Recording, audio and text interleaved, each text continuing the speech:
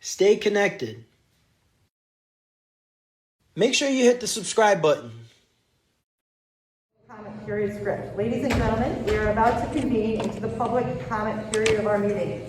Although state law does not require us to hold public comment period, we have chosen to do so because we believe it is crucial for us to hear from our community members about their concerns and issues. Having said that, please note that the board is here to listen. The public comment period is not designed to be a discussion. Accordingly, we do not expect the board to respond to your concerns and questions tonight. This is because we take your concerns and questions seriously, and we want to have sufficient time to process and research issues if need be.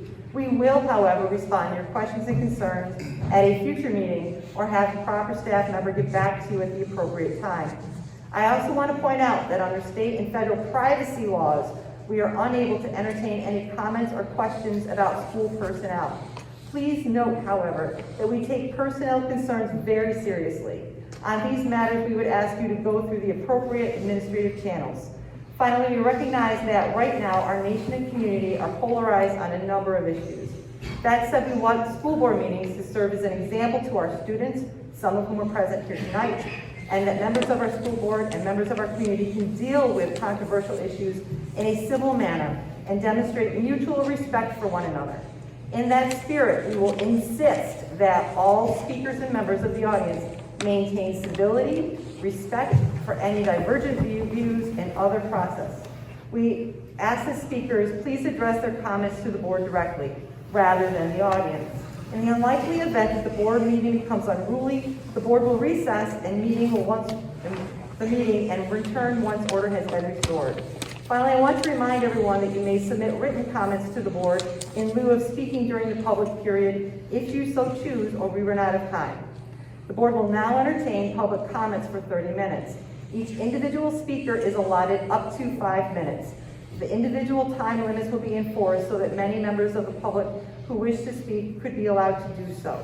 We're going to ask that you state your name clearly and your relationship with the district, that you address the board only, and that you're civil. Please don't use profanity. If you choose not to follow these guidelines, we will have to ask you to leave. So at this time, if there's anyone that would like to come forward that is willing to abide by our policy on public speaking, the board would love to hear from you. I'd like to give the board the documents where I got my information, just so you all have it and know that I didn't make up data. That is something I forgot, Charlie, I forgot to mention. If you do have a written statement, the board would like to have those collected. So if you have a written statement after you've spoken, please make sure that our administrative team has that. Thank you.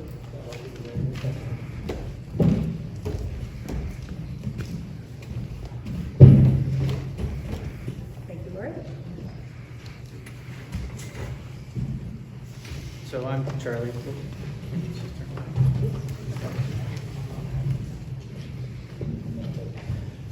So again, I'm Charlie Forkey. I have 2 students in the district and own a few properties, so I pay a fair amount of property tax in the District of Marathon.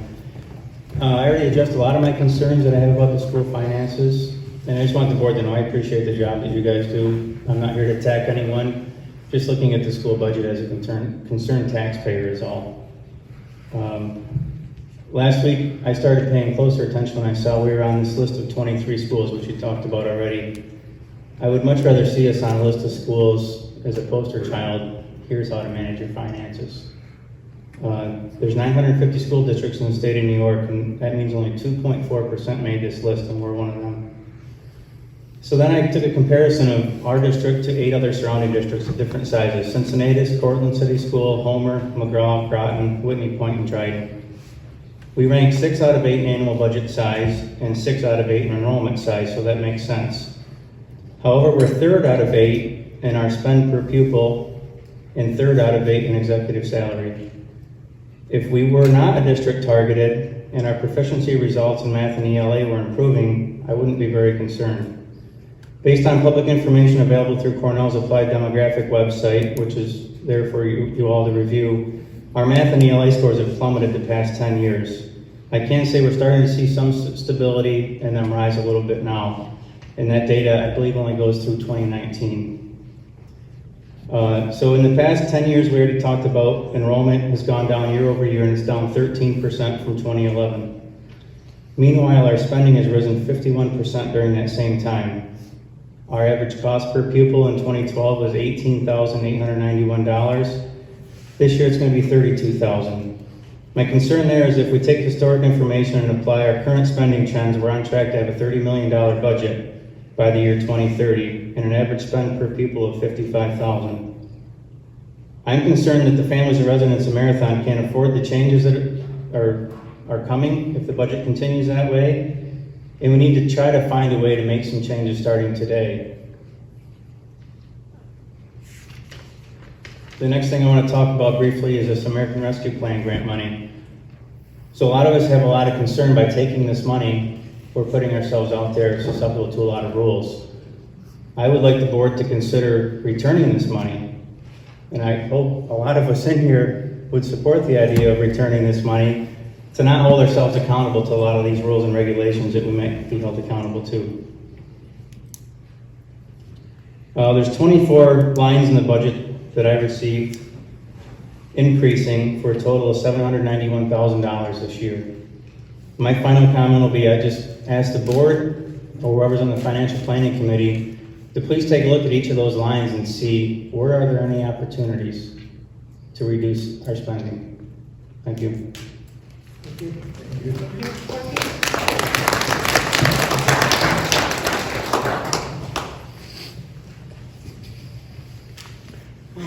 I've given you a folder of all the science I'm research. sorry, I know who you are, but I need you to just state your name. Okay, and your sorry. relationship to the district. Sorry, Lori. No, my name is Lori Tebby, and I'm a property owner and a school taxpayer in the Marathon Central School District. I've given you a folder that contains a lot of resources and references. I've taken a lot of time to come up with that, and I hope you are open-minded and are willing to learn something new. My sons, George and Matthew, graduated from Marathon. When they attended school here, there was an anti-bullying curriculum. The curriculum focused on TKN. Is it true? Is it kind? Is it necessary? Well, we're learning more and more about what the mainstream media, the medical manufacturers, and our government agencies have done and continue to do before and during this pandemic. They haven't been honest with us or kind, especially to our most vulnerable populations. And some of their actions and words have not been necessary. During the pandemic, I did a lot of reading. I read scientific studies, articles, and books. The one book that I read by Lynn McTaggart, The Field, in one chapter she writes how fear, isolation, and lack of connection to the community negatively affect our health. People cannot think or rationalize when they are afraid. It occurred to me that everything the government health officials have told us to do to stay safe and healthy is the opposite of what we should be doing to keep our immune system strong. The pandemic isn't about keeping us safe, or even about the virus, which has a high survivability rate, even amongst the elderly. It is about intimidating and bullying us into fear and submission. The pandemic is about controlling us and taking away our rights. I'm going to summarize some of the studies that I have read about the efficacy and safety of wearing a mask. The size of a virus particle is much too small to be stopped by a surgical mask, cloth, or bandana. A single variant of SARS-CoV-2 is about 60 to 140 nanometers, or 0.1 microns. The pore size of a surgical mask is 200 to 1,000 times that size. Consider that the CDC website states surgical masks do not catch all harmful particles in smoke. The size of smoke particles are 0.5 microns, which is 5 times the size of the SARS-CoV-2 virus. Viruses don't just enter us through our mouth and nose, but can enter through the eyes and even the pores of our skin. Part of the evidence shows that cloth face masks actually increase influenza-linked illness. Bacteria are 50 times larger than virus particles. As such, virus particles can enter through the mask pores, yet bacteria remain trapped inside the mask, resulting in the mask wearer continually exposed to bacteria. Medical doctors have warned that warm, moist air accumulates inside the mask, causing bacterial pneumonia, facial rashes, fungal infections on the face, candida mouth infections, and mask mouth, bad breath, tooth decay, and gum inflammation. Wearing a face mask makes both inhaling and exhaling more difficult. Masks are intended for single use and should be discarded, but unfortunately they are being reused. The mask will begin to break down and begin releasing chemicals and microfibers that our children are inhaling and can cause other health problems. The National Taiwan University concluded that the use of N95 masks in healthcare workers caused them to experience hypoxemia, a low level of oxygen in the blood, and hypercapnia, an elevation in the blood's carbon dioxide levels. Low oxygen or hypoxia in the tissues increases the risk for cancer, heart attacks, and strokes, and we've been seeing a lot of that increase lately. High carbon dioxide levels can negatively impact cognitive and physical development. So what's our children going to be faced with? Children begin to read faces in infancy and continue to learn how to interpret facial expressions even in late childhood and early adolescence. Language development and the capacity for empathy is impaired when the ability to read faces is altered. Children have been repeatedly shown not to be drivers of this contagion. It is well accepted that children have a statistically zero chance of dying from COVID. Dr. Anthony Fauci was very clear that asymptomatic transmission was not a threat. He stated, in all the history of respiratory-borne viruses of any type, asymptomatic transmission has never been the driver of outbreaks. The driver of outbreaks is always a symptomatic person. You're running out of time. I don't want to cut you off, but I want to make sure if you have an ending point that you get a second here to add it in. Can I finish my? Absolutely. I just want to make sure we give lots of time for everyone to speak. There has been one large randomized controlled trial that specifically examined whether or not masks protect their wearers from the coronavirus. This study found mask wearing did not reduce, at conventional levels of statistical significance, the incidence of SARS-CoV-2 infection. The fact is, after reviewing all the studies worldwide, the CDC, the ones that we listen to, found no reduction in viral transmission with the use of face masks. Mask use for viral transmission prevention is authorized by the FDA for emergency use only. So that means the products are investigational and experimental. The statute requires that the person being administered the unapproved product be advised of his or her right to refuse administration of the product. Promoting the use of non-FDA approved emergency use authorized masks is unwarranted and illegal.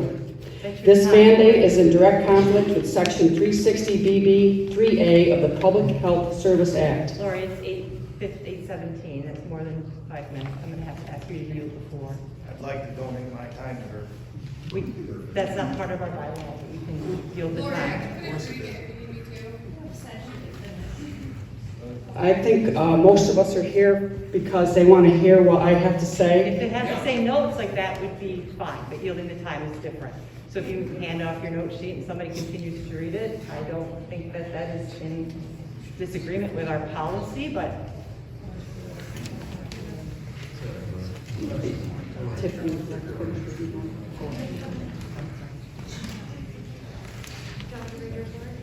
Sure. Here's Tiffany.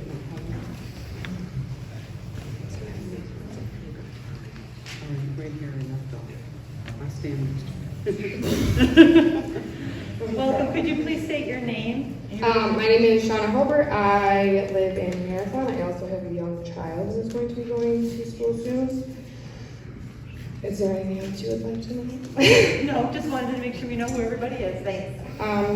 The right to avoid the imposition of of human expiration and the fundamental rooted in the Nuremberg Code of 1947 has been ratified by the 1964 Declaration of Helsinki and the United States regarding itself as vow and further coded for the United States Code of the Federal Regulations. In addition to to the FDA in the regulations requiring the informed consent of the human subjects for medical research.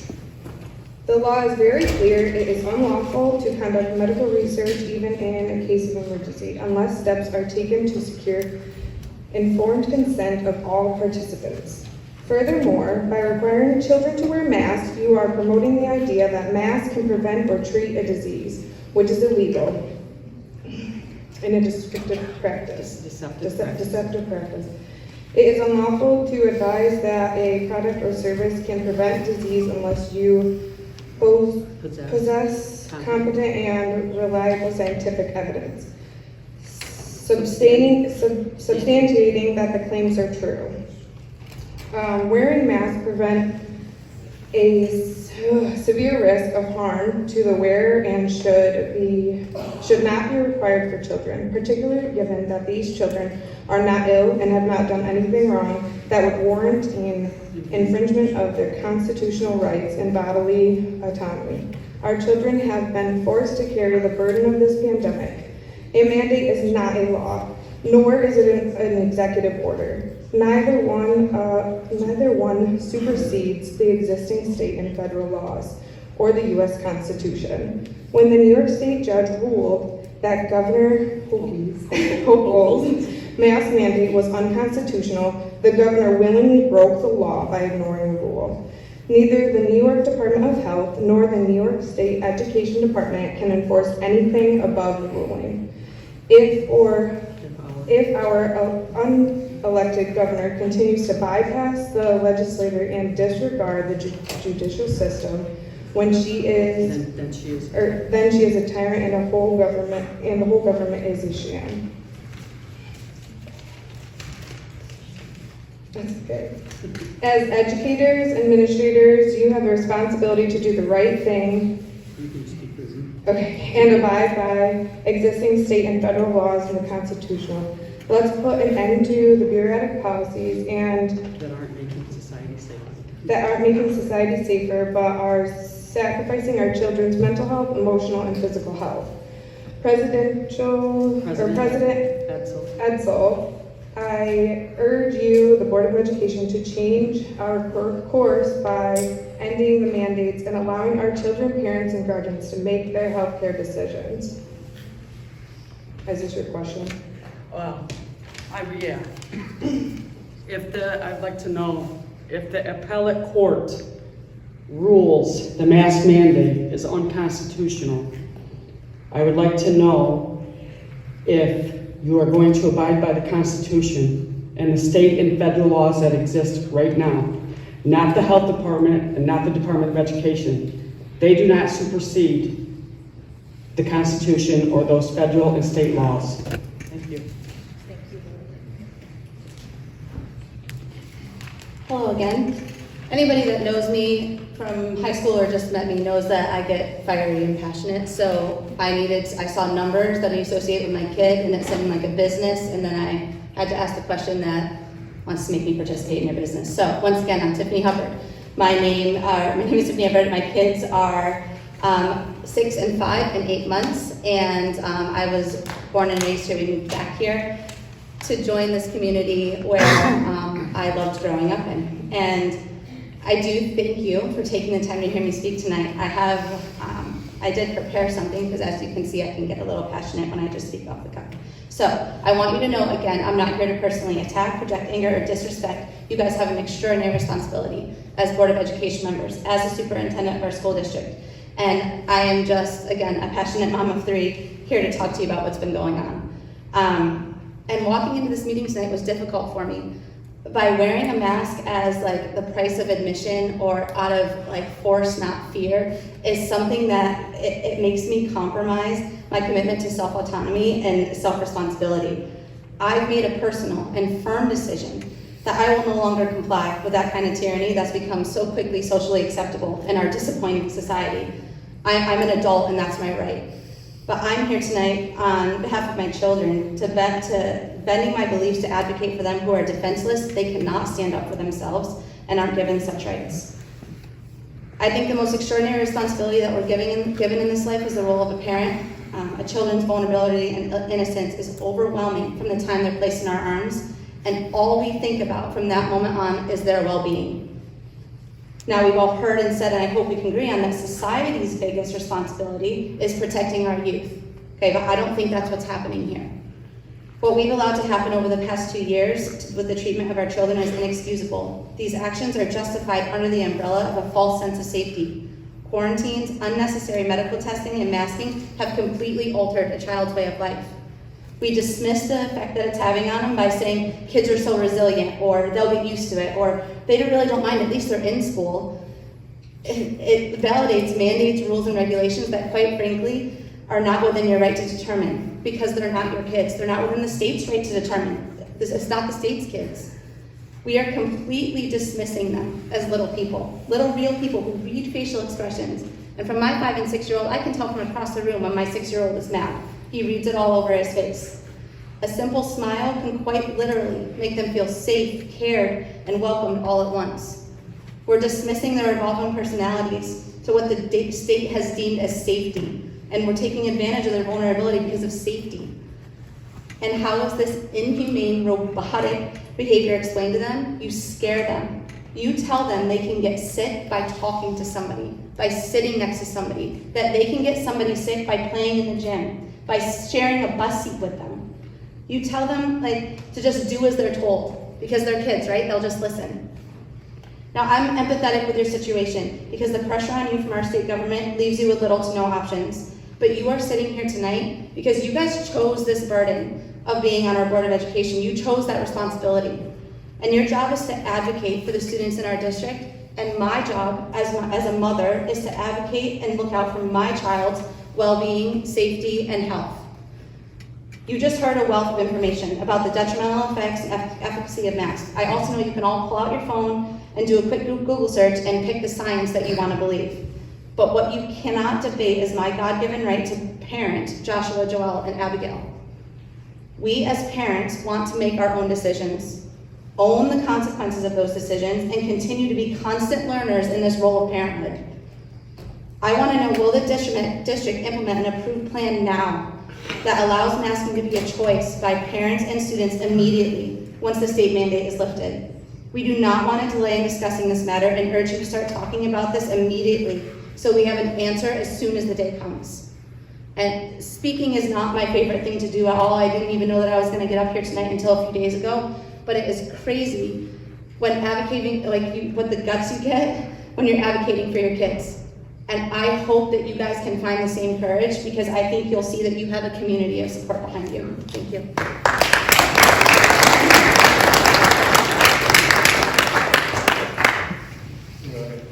Can I just point to sort of bottom line of repetitiveness? Sign off to the board, the authority to limit repetitive comments in order to avoid repetitive comments to allow for a variety of perspectives. Individuals who are members of a group that wish to convey a particular message during a public comment period are asked to designate a representative to convey the message on behalf of the group.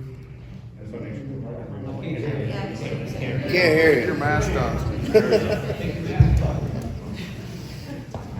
The third item from the bottom says, the presiding officer of the board shall also have the authority to limit repetitive comments. In order to avoid repetitive comments and to allow for a variety of perspectives, individuals who are members of a group that wish to convey a particular message during a public comment period are asked to designate a representative to convey the message on behalf of the group. Okay, so you don't want us to continue what we've all individually prepared? So the group here.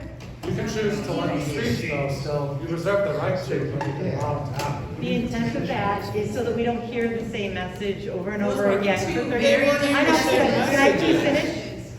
That's the intent. So if a new speaker has something to add, we would also enjoy hearing other viewpoints, so to mix it up. So, My name is Heather Brown. I am a homeowner and a taxpayer in Marathon. I have 3 students in the school district, one in the elementary, 2 in high school. I'm not from Marathon. I came over here from a neighboring town, but Marathon is where I found my home, and this is where I want to raise my children. This is the school I want my children to graduate from. This is the community I wanted to raise my children in. With that said, my husband and I went and asked several students, both in the high school and our little ones, who have a more difficult time saying what they think and how they feel. But they said that we are the ones who are walking in the halls, we are the ones sitting in the classrooms, we are the ones who see the daily smiles, which may just make our day better. We are the ones who want to know if someone needs comforting, and how is this achieved? It could be as simple as being able to see the expressions of our peers and our teachers.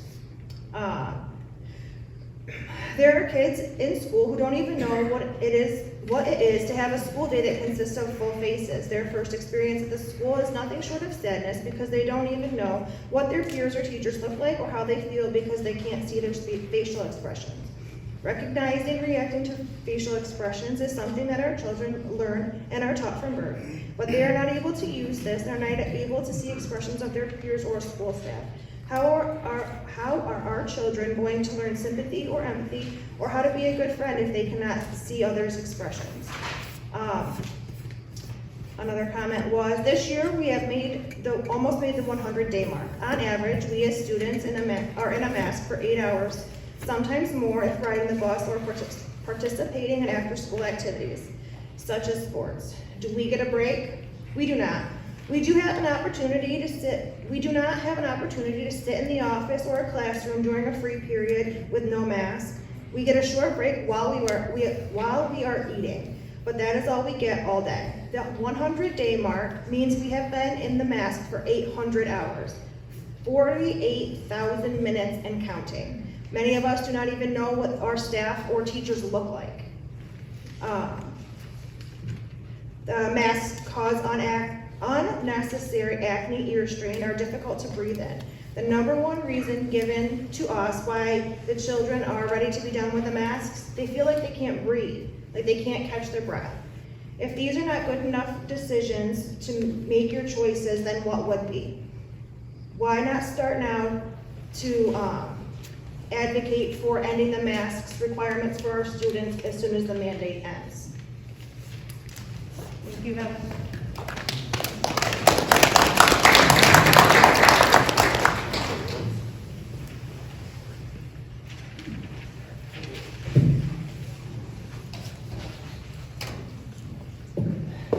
Hi, my name is Kathy Matson. I'm a lifetime resident, and I think I know everybody up there. This is a really minor situation, but I really encountered it last night at the basketball game, and I'd like you to consider changing the policy for K through 6 students to have to sit with their parents and not be able to sit in the student section. Near and dear to my heart, my great niece got kicked out because she was in 5th grade, and her parents were there, her grandmother was there, I was there, and I do believe that kids, at least by 5th and 6th grade, should be responsible enough to sit over there with their friends, as it states. I tried to find if it was a policy, and I just saw it when I walked in. As a senior citizen, I don't pay much attention to all those things that are on the table, but I think if you're going to put in, I looked through the athletic page and it says, to students, school not only helps students learn necessary concepts and skills, but it also allows students to interact with other students socially, academically, and emotionally. And I think I sympathize with all of these people with young children, because I have young grandchildren and I have lots of little guys that have suffered for 2 years, and I think a small thing like being able to sit over there in the student section where the parents aren't supposed to be, with your friends, if they're not following the rules, the chaperones are there and they can tell them they have to go and sit with their parents. It's a little late in the season to change it now, but I think it should be looked at for next year, because there's a lot of kids, there's a lot of families that bring all of their children. And I've been going to games, I think about it the longest of anybody in here, and there's never been a real huge issue. We have great chaperones, we have great kids. When the band is there, cheerleaders are doing a nice job of helping the kids get involved, and I think we should give them a little more freedom and make them be a little more responsible. Thanks for doing your job. I think we have time for one more. If it takes 5 minutes, maybe a couple more if we speed grab it, right? This won't take long.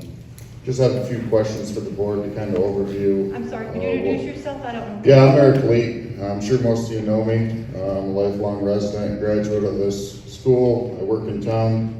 I also have a 6-month-old that I hope to send to this school if you guys prove that that's a good decision for me. I will present these to you in email form tomorrow as well, but I think you should do some research on the rules and regulations, present and future, that our district is agreeing to by accepting the American Rescue Plan grant funds. We also are requesting the district implement a school-wide policy that no testing or vaccination related to COVID will take place without parental written consent. Don't think that's too much to ask. Will the Constitution and freedoms of our students be upheld in this school? And will the district implement an approved plan that allows masking to be a choice of parents and students immediately once the state mandate is lifted? My next question is, how do we expect to get these answers? I suggest possibly public session at the next board meeting. We can all come together again and hear your guys' thoughts. And I'd just like to know who all's with me on the stuff we've discussed tonight. Thank you. We're close to a minute.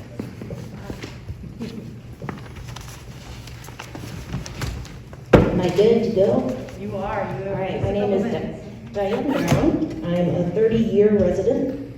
I'm a taxpayer. I'm a mother of 3 in this district. I have a current senior right now.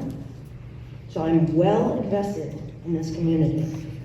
I want to thank you for keeping this open as much as possible. It may not seem like a feat, but I was in it with you, and it was challenging, and I like that we kept our kids in as much as possible so we can keep going forward to pushing them and learning and doing the things that we do best. And we've been really able to get back to do that. We've worked so hard to do that, even despite being remote at times. When it comes to the budget, I just want you to know, I do not want to work in a bargain basement district, and I do not want my kids to go to a bargain basement school. That's not what Marathon has ever been, and that's not what I want to be. All right? My kids are not widgets. My own kids are not widgets. I don't want them treated like widgets. I'm a teacher. I don't treat the teenagers I teach like widgets. We deal in human beings. And we deal in a community that we should invest in and put time and money in. In my department, the social studies department, a position was cut. For those of you, many of my former students, I am now Mr. Brooks, and I can't even fill his shoes, and myself. I teach 9th and 11th grade. So there's your fiscally responsible decision. I didn't support it, but there's your fiscally responsible position. You know what we teach in 11th grade? U.S. history and government. You know what that is? That's free speech. That's all of you here tonight talking. What a victory. I don't agree with everything you're saying, but I'm so proud of the fact that people are here to say it. All right? We have to hold each other fiscally responsible. Parents, teachers, the board, all of us. We're all in it together. And we need to keep doing that. But I don't want to do it in a bargain basement way. So I'd ask that we keep investing in our school, you know, that we be fiscally responsible, but we also work to give the kids in Marathon the best possible opportunity so we can meet that goal of making them career and college ready, whether they work here in Marathon, whether they go anywhere. That's what we want, and that's what I want you guys to do. And I can appreciate that you have worked to do that, and you're continuing to work to do that. Thank you. Thank you, Mrs. Brown. Sad to say that's all the time we have for public comment tonight. However, we do want your feedback. So there are papers to fill out. This gets into the office any way, shape, or form. The website has more contact information than you could fill your days with. Please reach out. Please come to meetings. And I personally want to say thank you for being so civil. I didn't know what to expect. I like all sorts of. We're not here to cause an argument. We just, It's worrisome. we want to work with you. Worrisome. So, We want to work with you and help you guys. We understand that you guys have a lot going on, and, you know, we believe what we believe, and we just want some support. thank you. You know? I appreciate it. This is the country needs more of this, I think, just talking to Yeah. and listening. And we appreciate the time that you're willing to give us all. It's great. Thank you. I'm guilty. I should have been involved a long time ago, but I'll be honest, when I Thank heard. you, Eric. Can you say that again louder for the Well, people in the back? When I heard the whole thing on the radio Monday morning, the first thing I did was text him. I was so excited, you know, these kids might get a break finally. And then now they got a hold in. You know, I've worked endlessly for the last week and a half trying to put this thing together, and I'm not good at public speaking, but I do care about this town a lot, and I do care about the kids in the school. I think that's the one thing we can all agree on is we're passionate. Something though about it more affecting them, like with breathing and, you know, adapting and stuff, because it's affecting them educationally as well. We've heard your comments, and I really appreciate it. And you are welcome to stay throughout, whatever you wish to do, but we're gonna continue on with our agenda. Stay connected. Make sure you hit the subscribe button.